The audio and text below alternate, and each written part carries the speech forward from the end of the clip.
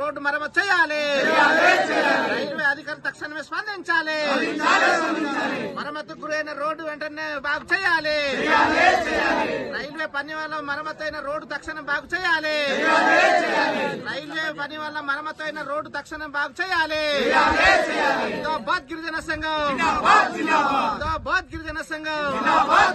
ఆ రోడ్డు తక్షణం మరమ్మతు చేయాలి. రైల్వే అధికారులు తక్షణమే స్పందించాలి. కాంట్రాక్టర్ వెంటనే స్పందించాలి. ఆ రోడ్డు తక్షణం మరమ్మతు చేయాలి. కన్నెల జంక్షన్ నుంచి రైల్వే జంక్షన్ వరకు రోడ్డు మరమ్మతు చేయాలి. కన్నెల జంక్షన్ నుంచి రైల్వే జంక్షన్ వరకు రోడ్డు మరమ్మతు చేయాలి. మరమ్మతుకు గురైన రోడ్డు తక్షణం బాగు చేయాలి. జిందాబాద్ గిరిజన సంఘం.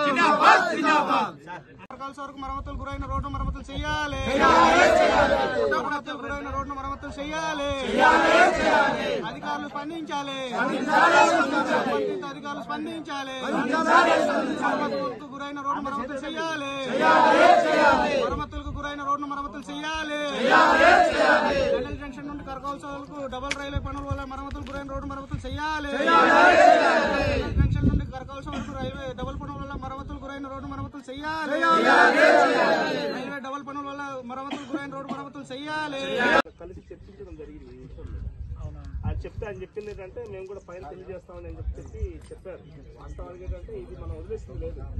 మనం గత 3 నెలల క్రితం మన అక్కడ మీటింగ్ అయింది. అయింది అంతేనా? మన బ్రిడ్జి కింద మాట్లాడుకుని అక్కడ నుంచే మనం రైల్వే అధికారులు లెటర్ ఇవ్వడం జరిగింది. మనం ఫస్ట్ ఎవరికి లెటర్ ఇచ్చాము? మామూలు జనరల్ యూనియన్కి మనం లెటర్ ఇచ్చాము.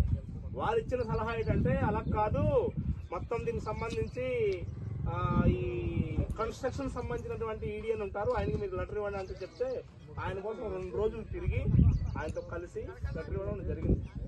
వాళ్ళు కూడా మేము చేస్తామని చెప్పేసి అని అన్నారు. తర్వాత వాళ్ళు కూడా ప్రభుత్వం మన ఆటి నుంచి కూడా ఎటువంటి ఏమి హామీ కానీ రాలేదు.